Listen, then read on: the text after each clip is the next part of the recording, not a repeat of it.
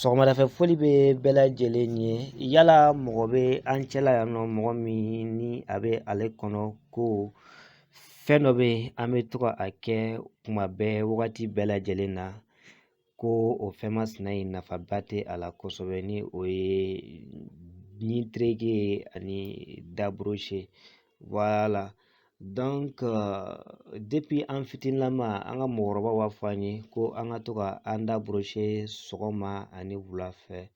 wala hali ni a y'a sɔrɔ mɔgɔ caman bɛ yen u tɛ a nafa dɔn kuma tɛ denmisɛnnin fitininw u tɛ a nafa dɔn kosɛbɛ ka sɔrɔ fɛn in a nafa ka bon kosɛbɛ kosɛbɛ a bɛ kɛ sababu ye ka se ka an ɲɛw ko u labɛn k'u kɛnɛya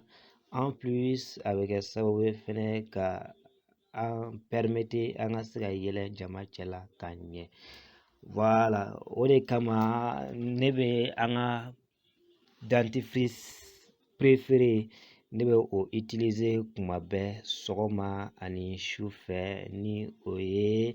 an ka pati mandi ye ni o ye Forever Bright ye.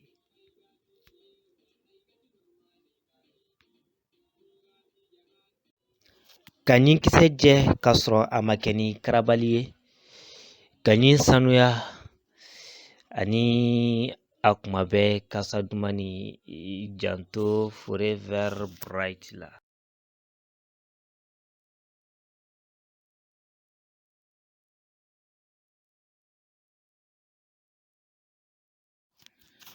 Wa o dama tɛ a bɛ intervenir fɛn wɛrɛw la da kɔnɔna dimi dadimi nɛndimi ɲindimi nintaradimi kaba kurukuru misɛnmani senpɛrɛ sendɛgɛnu ni ɲɔgɔn cɛ joli de b'a a la wa Forever Bright filɛ kɔrɔ.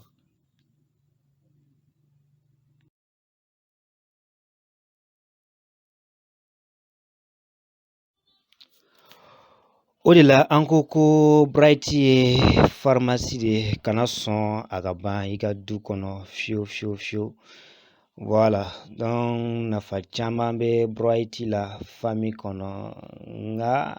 témoignage damadɔ bɛ an bolo Bright kan nka yanni o cɛ an ma munumunu ka taa tɔntɔn Fɔnba fanfɛla la ni o ye le grand manager voilà walasa a ka se ka a fɔ an ye fɔlɔ Bright yɛrɛ bɛ dilan ka bɔ mun de la tɔntɔn Lamine Fɔnba yala i bɛ se ka a ɲɛfɔ an ye Bright bɛ don ka bɔ fɛn minnu ni fɛn minnu na. Ni fɛn jumɛn ni fɛn jumɛn ye a dilara ka bɔ fɛnba minnu na o fɔlɔfɔlɔ o ye aloe vera ye aloe vera o de b'a la en quantité o caman de b'a la donc o ye a ka matière première dɔ ye ka tila ka fara fɛn jumɛn kan n'a bɛ fɔ o ma ko la propolis d'abeille n'o ye didenw yɛrɛ ka makoɲɛfɛn dɔ ye mun bɛ kɛ sababu ye di yɛrɛ i tɛna tolili mɛn fiyewu a bɛ kɛ sababu ye ka di kɔlɔsi microbe ma fɛn minnu ma donc tubabu ko c'est un antibiotique naturel donc o propolis nin fɛnɛ o fɛnɛ caman bɛ pati la mun b'a to fɛn o fɛn jolilakaw fɛnɛ ye donc ka fara aloe vera yɛrɛ fɛnɛ ka antibiotique fɛnɛ kan donc a fɛnɛ bɛna fɛn wɛrɛ d'o ma k'o tɔ renforcer fɛnɛ ka tila ka manti fara a kan manti nin fɛnɛ o bɛ kɛ sababu ye ka awa fariya min b'a la nin ye n'o ye surtout da kɔnɔna na donc a bɛ da kɔnɔna kasajali mun kɛ nin fɛnɛ manti fɛnɛ donna ka fara o fɛn ninnu bɛɛ lajɛlen kan ka donc ka o jɔda in ka o fɛnɛ kɛ n'o ye da kɔnɔna kasa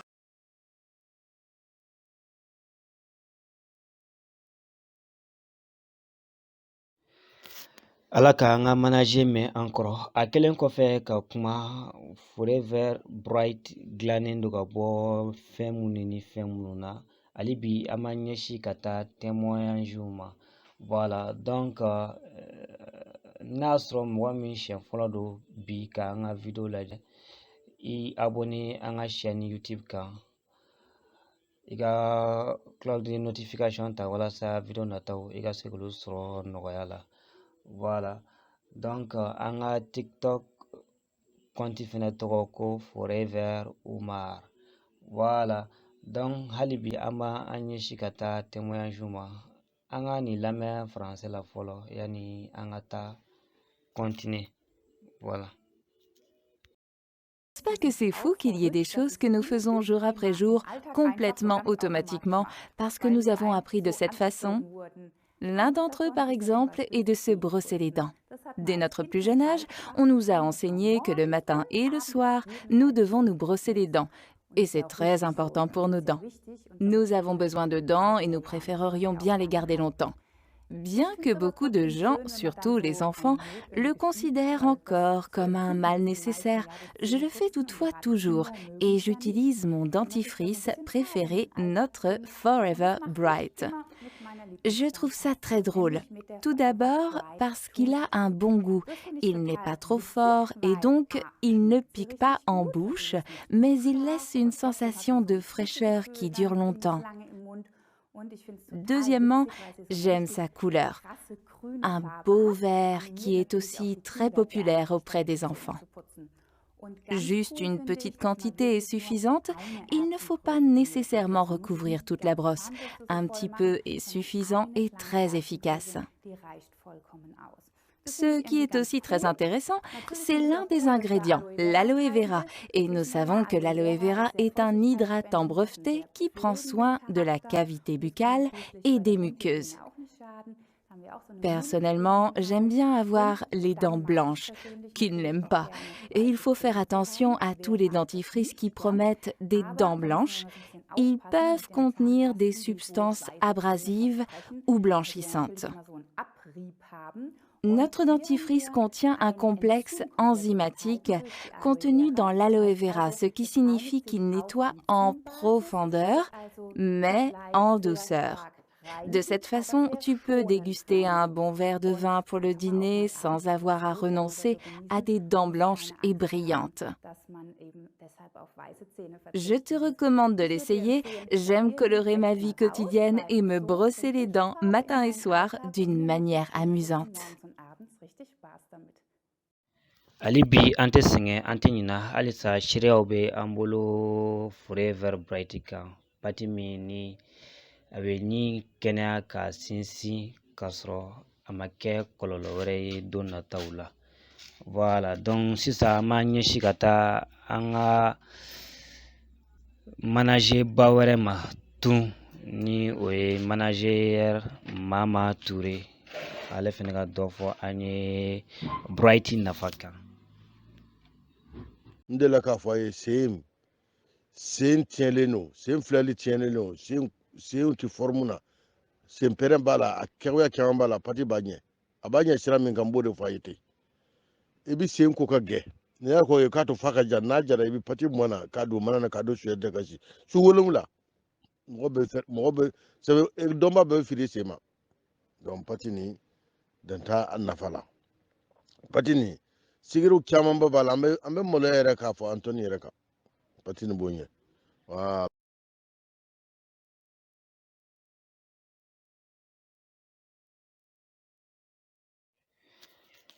An ka manager Mama Ture tɛmɛnen kɔfɛ tuguni an bɛ segin ka taa manager Fɔnba ma tuguni a ka dɔɔni fɔ an ye Bright kan.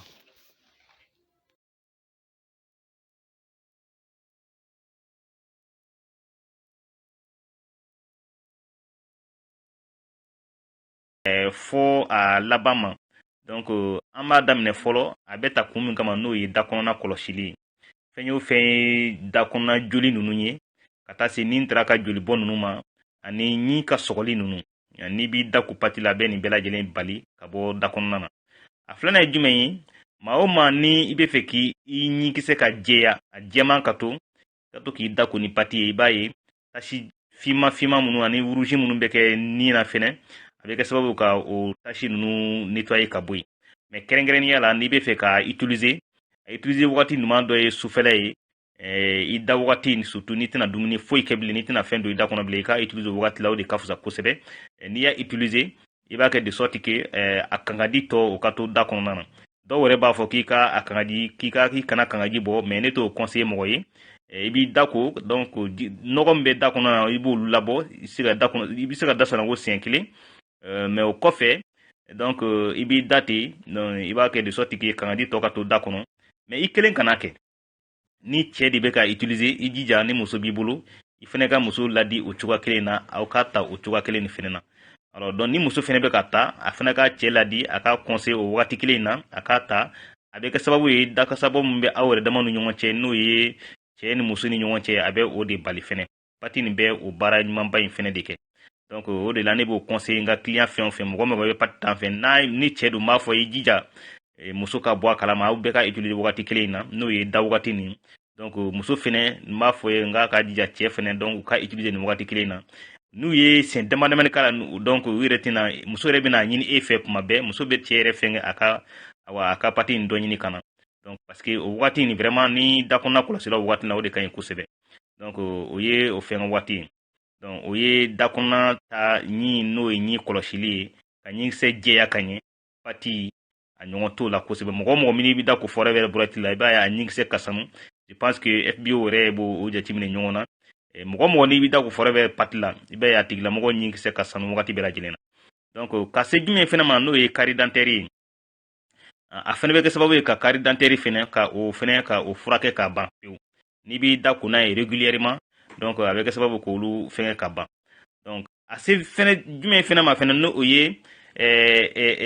ɲin tara ka joli bɔ ninnu ye n'i bɛ da ko ni pati ye a bɛ o bali ka taa se mɔgɔ minnu bɛ da su fɛ n'u bɛ daji bɔ u yɛrɛ ma donc pati bɛ nin bɛɛ lajɛlen bali ka bɔ adamaden na donc dakunna kɔni kɔlɔsilan o ye pati de ye a sira bɛɛ lajɛlen fɛ donc da kasabɔ ninnu fɛnɛ dɔ kasabɔ dɔw bɛ yen a bɛ dakunna na dɔw fɛnɛ bɛ sɔrɔ fɔ nugu kɔnɔna na hukumu kɔnɔna na sa n'i ye pati n'i da ko ni pati ye n yɛrɛ ka mɔgɔ dɔ fɛnɛ bɛ yen o de ye pati san ni yɛrɛ de kama kuma nin yɛrɛ de fɔ ne ɲɛna mɛ a y'a fɔ n ye n'o ta kun ye dakasabɔ fɛnɛ de ye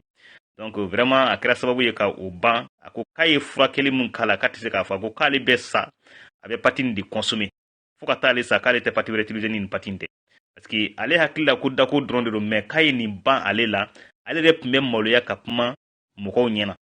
donc mɛ pati nin de kɛra sababu ye ka dakasabɔ in bɔ ale la k'ale bɛ sa ko pati wɛrɛ ale tɛ pati wɛrɛ don a da kɔnɔ ni nin tɛ donc a bɛ o kɛ mɛ a b'o kɛ ni sira jumɛn ye o tɛ dako dɔrɔn ye bilen n'i da ko n'a ye kangaji mɔrɔsɔni min bɛ t'i da kɔnɔ o bɛ da kɔnɔna fɛnɛ o b'o o fɛnɛ furakɛ en même temps n'i da burusina ye i bɛ conseil mun fɛnɛ na i bɛ dɔɔni tigɛ k'o fɛnɛ dun donc a bɛ dakɔnɔna ko nettoyer cogoya min na a bɛ ka daminɛ dakɔnɔna na ka taa ngɔnɔ na ka taa nugu la fo ka taa se wa furu kɔnɔna ninnu bɛɛ lajɛlen a b'o bɛɛ lajɛlen kɔlɔsi ten ka joli minnu b'a la ka o bɛɛ lajɛlen traiter o cogoya kelen de la donc pati kɔnɔ tɛmɛtɔ gɔnɔ kɔnɔna na a bɛ baara jumɛn de kɛ o ye kan kɔnɔna joli ninnu surtout an b'a fɔ ma ko angine donc ni angine bɛ kɛ mɔgɔ min na wagati bɛɛ lajɛlen n'i tora k'i da kɔnɔ surtout nɛnɛ wagati in na donc tigilamɔgɔ ka to ka pati dɔɔni kunu a bɛ angine bali donc ka bɔ mɔgɔ fɛnɛ na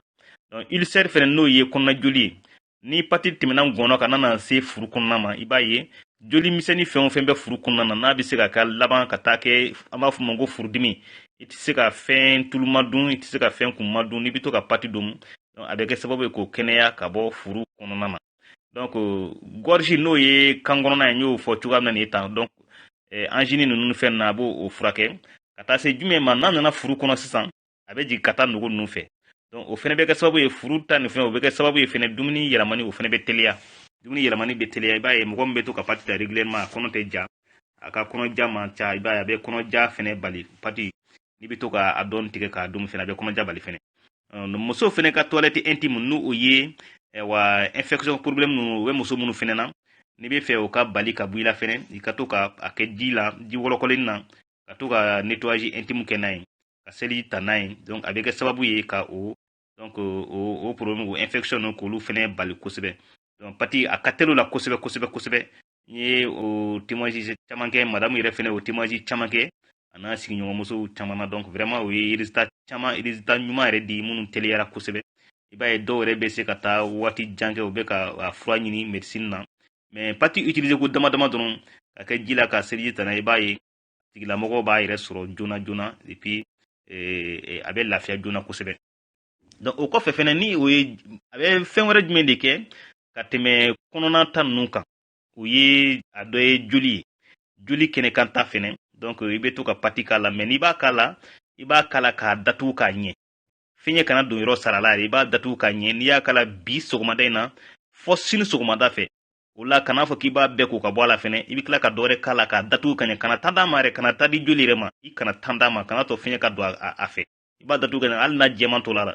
donc i b'a ye a b'a a kɛnɛyali a b'a teliya kosɛbɛ kosɛbɛ fɛn ni o ye awa donc an b'a fɔ mun ma ko les piqûres d'insectes ni o ye fɛn ɲɛnama kinda ninnu a kɛra dugumɛnɛ kinda ye wa a kɛra fɛn min donc n'i ye pati k'a la a bɛ o dimi sama joona donc butɔn ninnu fɛnɛ butɔn minnu dɔw bɛ kɛ dɔw ɲɛda la i b'a ye a bɛ kurukuru dɔw yɛrɛ ta bɛ nɛ bɔ nɛmisɛnninw bɔ fɛnɛ donc ka to ka pati k'a la wagati surtout da wagati ninnu u bɛ pati k'a la i b'a ye a b'a nɛ ninnu bɛɛ sama donc sɔgɔmada fɛ n'u wulila u bɛ se ka n'u y'u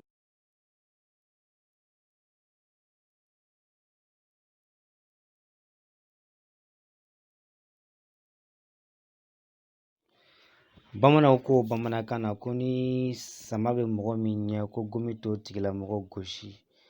Voilà, donc anw tantiw ni an tɔntɔw to yan nɔ an tɛ jɔrɔ fɛn wɛrɛ la tuguni ala kɔfɛ. Voilà, donc hali bi an ni témoignage de bɛ ɲɔgɔn fɛ Forever Bright kan. Donc an bɛ an ɲɛsin sisan ka taa an tanti fɛ ale fɛnɛ na dɔ fɔ an ye Bright nafa dɔ kan. Bon, Breti n'o ye pati a bilala k'an ka hakilina fɔ a la vraiment pati in kɔni ye pharmacie de ye an bolo a dabɔra min yɛrɛ kama da kɔnɔna n'i b'ale ka i tɛ da kɔnɔna tɔɔrɔ fansi i tɛ da kɔnɔna tɔɔrɔ ye kan kɔnɔna dimi t'o ye ni furudimi b'i la n'i ye dumuni kɛ i bɛ to k'an mugan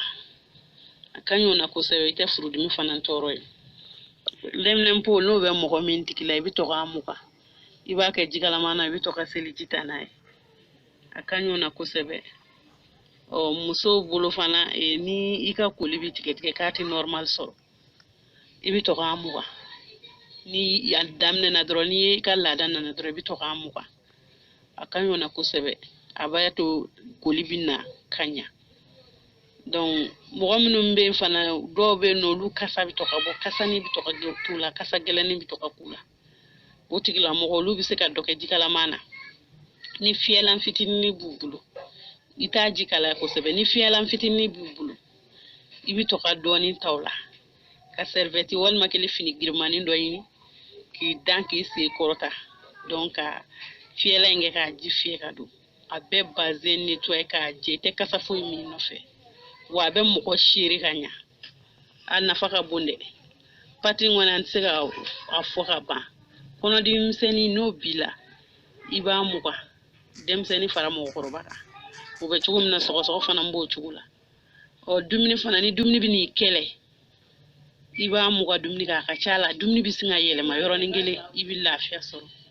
pati ale nafa ka ca kojugu n'an k'an b'a fɔ an bɛ si ala de donc an bɛ dɔɔnin fɔ ka dɔ to yen nɔ n'ala sɔnna ma ala k'a ni sababa bɛɛ salamu.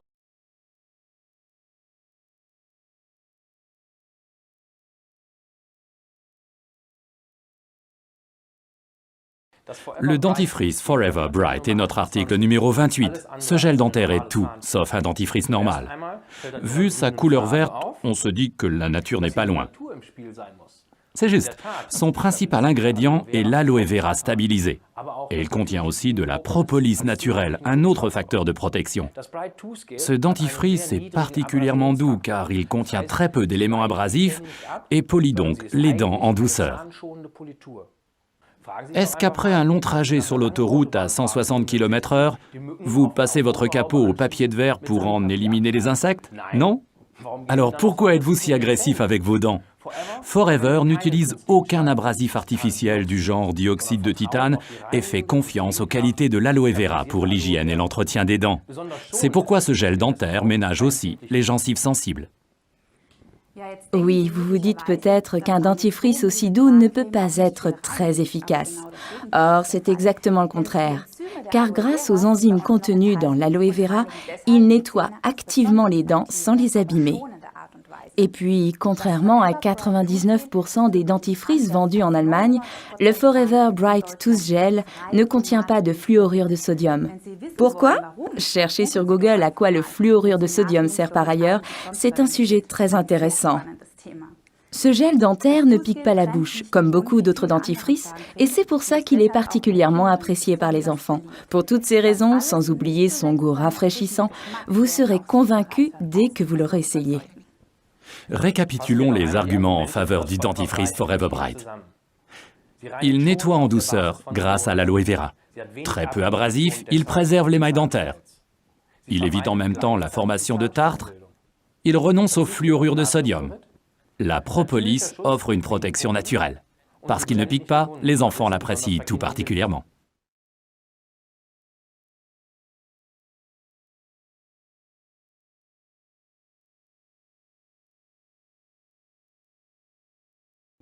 Donc kɔfɛ u bɛ se ka alo lèvre kɛ ka ɲɛda ninnu fɛnɛ k'olu fɛnɛ fɛngɛ pati kɔfɛ pour que ka bɔ tilegan fɛ mais n'u ye pati k'a la sufɛ k'u da i b'a ye a bɛ nɛn ninnu bɛɛ sama sama donc ka ɲɛda bouton ninnu bɛɛ ka nɛn sama ka bɔ ɲɔgɔn na donc o kɔfɛ fɛnɛ brûler de l'eau d'huile chaude donc ka se ji kalaman ka jenini ani tulu ninnu ni tasumada ninnu ma fɛnɛ pati k'a la ka ɲɛ ka yɔrɔw datugu ka ɲɛ ni yɛrɛ kɔnna k'a k'a la k'a sɔrɔ a ma bosi a ka ca la hali n'a bɛ bosi a bɛ bosi k'a sɔrɔ donc dugumana minnu bɛ yen n'olu mɔnen don a bɛ bosi k'a sɔrɔ donc olu dugumanaw commencera ka kɛnɛya n'i ye pati k'a la k'a ɲɛ donc a bɛ a cicatriseli teliya kosɛbɛ kosɛbɛ kosɛbɛ joli da tasuma da ninnu ka taa se jikalama ninnu ani tulu bilen da ninnu donc a ka teli olu bɛɛ lajɛlen kɛnɛyali fɛ il sert kɔnɔjoli ni ka taa se o fɛn na an ye o kuma ninnu fɛnɛ fɔ donc fɛn dɔ fɛnɛ bɛ yen ni o bɛ kɛ cɛw caman na a bɛ kɛ u tɔnkɔfɛla fɛnɛ na donc kaba modèle dɔ de don ni kun jira généralement i b'a ye a bɛ mɔgɔ caman tɔn na pati mɔ a la ka ɲɛ fɛnɛ a bɛ kɛ sababu ye ka o fɛnɛ ka o kaba in quoi o furakɛ ka ɲɛ fɛnɛ denmisɛnninw fɛnɛ kunkolo la denmisɛnnin caman bɛ yen i b'a sɔrɔ donc si hakɛlama dɔ bɛ yen i b'a ye tuma bɛɛ kaba b'u kunkolo la donc i b'a kun ji ka ɲɛ donc ka kun ji ka ɲɛ ka sigi ninnu bɛɛ bɔ a la ka pati mɔ a la ka ɲɛ n y'o fɔ i bɛ pati mɔ a la hali fiɲɛ don yɔrɔ kana sɔrɔ a yɔrɔ fɛ n'a kɛra sɔgɔmada na i b'a to a jɛma ka k'a la a b'a fɛngɛ fɔ a jɛma bɛ k'a la donc sini n'i y'a ko fɛnɛ kana fɔ k'i b'a bɛɛ ko ka bɔ a la i bɛ tila ka dɔ wɛrɛ k'a sanfɛ kana tan di a ma joli o n'a ɲɔgɔnna ninnu i kana tan d'a ma i b'a mɔ a la k'a datugu ka ɲɛ donc o b'a to a kɛnɛyali bɛ teliya kosɛbɛ parce que n'i m'o ɲɛfɔ dɔw ye dɔw b'a k'a la dɔɔni dɔrɔn de donc i b'a ye u tɛ a k'a la ka ɲɛ donc u b'a k'a la i b'a ye fiɲɛ bɛ don donc oxydation bɛ ni fɛn wɛrɛ bɛ na a b'a to a kɛnɛyali bɛ sumaya mais a mun i ka joli in bɛɛ datugu fiɲɛ yɛrɛ kana don yɔrɔ sɔrɔ donc o bɛ kɛ sababu ye a joli modèle n'o y'a kaba modèle a furakɛli o bɛ teliya kosɛbɛ donc a bɛ fɔ fɛn ma ko le pied d'athlète nin fɛ n'o ye sɔngɛnɛw ni ɲɔgɔn cɛ joli ninnu ye a bɛ kɛ mɔgɔ caman na donc i bɛ ni sen ko i bɛ serviette kɛ k'a kɔnɔna jɔsi k'a ɲɛ ji kana k'a la i ka sɔrɔ ka pati dɔ k'a la donc n'a ka di i b'a don chaussure fermée la société don a la ka don chaussure fermée la ou bien ka don chaussure fɛn na donc pour que a ka ja la ka ɲɛ donc a ka jugu pied d'athlète in fɛnɛ ma n'o ye sɛngɛnɛw ni ɲɔgɔn cɛ joli nin fɛnɛ pati ka jugu ma fo ka tɛmɛ règle douloureuse fɛnɛ n'i bɛ to ka pati ta a bɛ kɛ sababu ye ka règle bila normal fɛnɛ na i bɛ to ka pati consommer en même temps la largeur vaginale n'o ye muso yɛrɛ ni ɲɔgɔn cɛ donc u b'a fɔ ma ko ka a fara ɲɔgɔn kan donc comme an balimamuso a ye o explication di cogoya min na donc an tɛna se ka an bɛ se ka walawala ka tɛmɛ o ta kan donc an bɛ foli kɛrɛnkɛrɛn ka ɲɛsin a fɛnɛ ma a ka kɔnɔjɛlenya la vraiment a ye fɛn in walawala ka ɲɛ donc a fɛnɛ bɛ o jɔda nin fɛnɛ kɛ pati bɛ fɛn caman kɛ bon an ye mini minnu fara ɲɔgɔn kan o ye nin ye a nafa tɛ fɔ k'a ban en réalité a nafa tɛ fɔ k'a ban mais n bɛ o fɔ kuma caman n ko les produits forever ni kɛrɛnkɛrɛnnenya pati ni ne ye pati feere mɔgɔ o mɔgɔ ma ni y'a ɲininka chaque fois n'a tigi ko k'ale b'a kɛ k'a da ko dɔrɔn ne b'a fɔ n k'a tɛ se ka fidéliser donc ni kelen o kelen fɔlen filɛ nin ye n'a tigilamɔgɔ commencera ka nin baara ninnu expérience ninnu sɔrɔ pati la i b'a ye n'a ka pati bɛ dɔrɔn a b'i wele mais n'i ma to ka ninnu fɔ a ye n'a danna da kɔnɔna koli dɔrɔn ma n'a da furakɛla dɔrɔn i b'a ye ne yɛrɛ balima dɔ bɛ yen n'o da ale b'a utiliser da kɔnɔ dɔrɔn kama a bɛ mun de kɛ ni a da b'a dimi a bɛ pati nin utiliser n'a nɔgɔyara a bɛ tila ka pati wɛrɛ utiliser ka pati nin bilalen to yen k'ale tɛ fɛ a ka ban donc n ko mais e bɛ ka bana furakɛ e bɛ ka bana sababu ta e bɛ ka bana furakɛ donc il faut continuer avec l'autre là i bɛ continuer directement o de y'i ka pati ye nin de b'i kɛnɛya mais e bɛ nin kɛ k'i kɛnɛya ka tila ka mun bɛ se ka i bana filɛ ka tila k'o ta tuguni donc nafa t'o la donc a tigilamɔgɔ a bɛ conseil d'u ma ka ɲɛ u kana prix lajɛ mais ni a ye pati nafa tɔ ninnu dɔn ka fara a kan 1000 tɛ kɛ foyi y'a ɲɛna mais tant que a tɛ nafa tɔ ninnu dɔn i b'a ye donc 1000 bɛ cɛya ɲɛna a b'a ko dako pati dɔrɔn donc mɔgɔ minnu b'o cogoya la i b'a ye u tɛ se ka fidéliser pati sanni na donc a ye kuma a ye expérience ninnu partager ani aw ka clients ni ɲɔgɔn cɛ o b'a to u bɛ se ka fidéliser donc nin produit mandi n'o ye an ka gel dentaire nin donc u b'a ta donc comme ça se doit a fana bɛna u mako ɲɛ u bɛna dɔ sisan tiɲɛ yɛrɛ yɛrɛ la donc 1000 bɛ ka don a la nin ani valeur ka kan mun ka ca ni nin bɛɛ lajɛlen ye donc o de don n bɛ se ka kibaruya mun di aw ma ka fara témoignage nin bɛɛ lajɛlen kan an b'a ɲini ala fɛ ala ka faamuyako ɲuman ala k'o di an ma ala k'an ka baara in ala ka sabati an bolo an bɛ ka nin ladili kɛ nin an bɛ ka nin ko daminɛ nin ala ka nin kɛ ko daminɛ ala kana nin kɛ ko laban ye vraiment ka daminɛ produit la ka taa se baara kɛcogo ma an bɛna essayer ka nin bɛɛ lajɛlen kɛ kalanbulon ye ka bila nin espace in sanfɛ donc bɛɛ ka se k'i ka tata t'a la 2019 nin ka kɛ an ka san ye a ka kɛ diseur kelen kelen bɛɛ ka san ye a ka kɛ forever mali ka san ye donc forever mondial fɛnɛ a ka kɛ o bɛɛ lajɛlen ka san ye donc an ka se ka challenge caman sɔrɔ a kɔnɔna na mais a tɛ ɲa fɔ an k'an yɛrɛ an ka tagabolo yɛlɛma donc an bɛ foli bila ka se bɛɛ lajɛlen ma vraiment aw ni ce aw ka lamɛnni ko ɲuman na ala ka faamuya ko ɲuman di an ma salamu alaikum warahmatullah merci.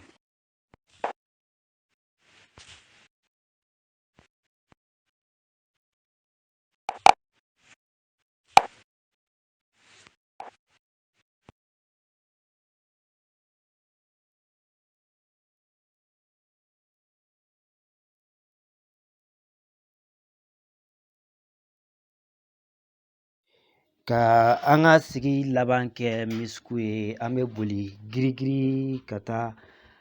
an yɛrɛ ka parɛnba an mɔkɛba an ka formateur ba min ni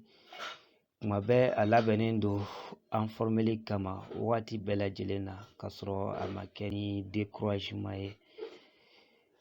an bɛ taa ale ka da kɔngɔ walasa a fana ka se ka kuma an ye forever bright kan dɔɔni tɔntɔn kaniya sanogo sira bɛ i bolo. n'o de ye an ka société ka aloe vera pati ye aloe vera pati bɛ yen aloe vera pati bɛ yen ko sonsan bɔlen bɛ fali fɛ nka den tɛ ne badenw an ka nin pati in ye pati furalama ye an ka nin pati in k'a ta da kɔnɔna na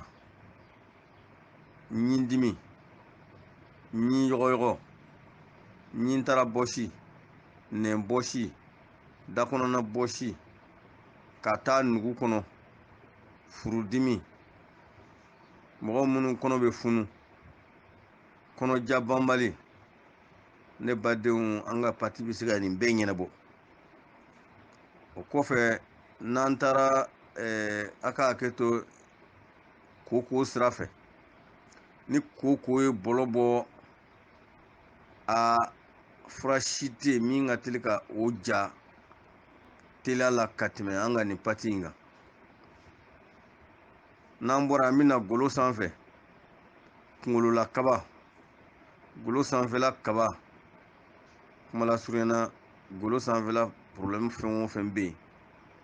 hali ka taa se ko tasuma jɛni daw ma jikalan jɛni daw tulu kalama jɛni daw an ka pati bɛ se ka nin bɛɛ ɲɛnabɔ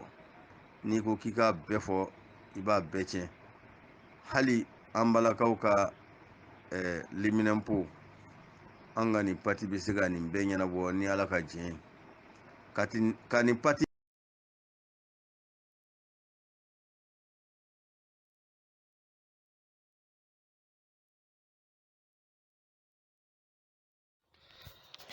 walasa ka nin pati in lasɔrɔ i ka so i ka dugu la i ka jamana la i ka an wele nin nimero la wali message caman nin nimero la 71 84 58 40 an ka YouTube chaîne tɔgɔ ye animateur adjoint Omar Touré o ni page Facebook bɛɛ tɔgɔ ye kelen ye An ka TikTok konti tɔgɔ ye Forever Umar.